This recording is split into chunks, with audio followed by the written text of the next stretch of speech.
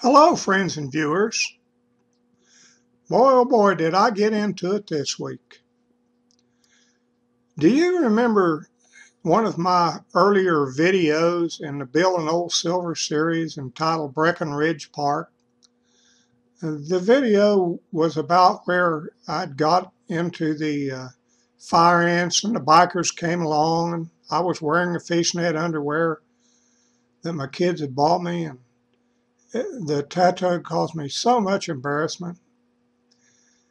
Well, we get a lot of tours come through the studios here, and invariably when someone gets off the bus, there's always some wise joker wanting to see my tattoo.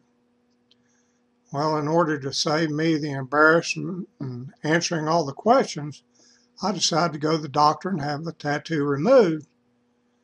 But unfortunately, Medicare doesn't pay for tattoo removal. So it looked like a job that I was going to have to do for myself. Naturally, I don't have a laser, and basically they take a laser and burn this tattoo off. And since I don't have a laser, I decided to use a curling iron. And let me tell you right now from experience, a curling iron will not remove a tattoo. And man, oh man, it hurts so bad when I put all my weight down on that one side. And about all I was able to do, just really, I messed up bad. I messed the tattoo up. And what was once my beautiful Chi-Chi, well, I'm not going to show you the tattoo, but I did snap a picture of it. And here's the result of my work with the curling iron. Well, now I'm forced to get rid of that fishnet underwear that my kids so lovingly gave me for Christmas here a couple years ago. And what I've decided to do is put them up for auction here on the Bill and Old Silver site. And I know a lot of you are probably thinking, well, I don't want to wear used underwear.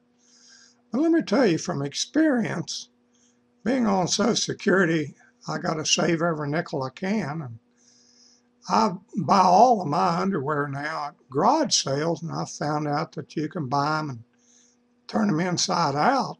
And boy, they're good for at least a couple more years of wear and probably 4 or 5 more washings. And I'm telling you all this so you won't be hesitant to get in there and do some bidding.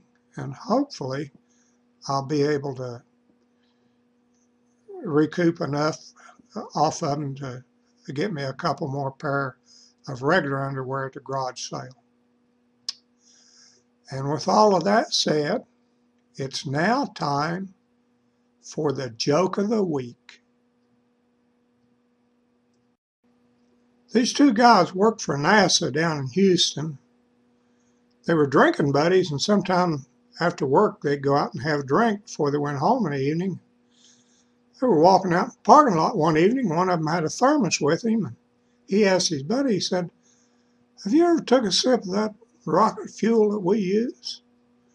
I said, "No, I never even thought about drinking any rocket fuel." He said, "Well, I've got some here in my thermos that I took a sip of it one day just because it smells so good. Man, it's a great drink." Said, "Doesn't leave me a hangover or anything." Said, "I believe it's as good as Kentucky moonshine." So they sat there in their car in that parking lot and they drank that whole thermos full of rocket fuel.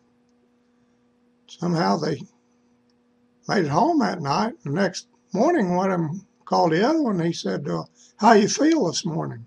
He said, "Man, I feel great." He said, "Just like you said, I can't even tell I had a drink yesterday evening." He said, "It's no headache or anything. I really believe it may be as good as Kentucky moonshine." His buddy said, "Well, don't fart. I'm in Albuquerque."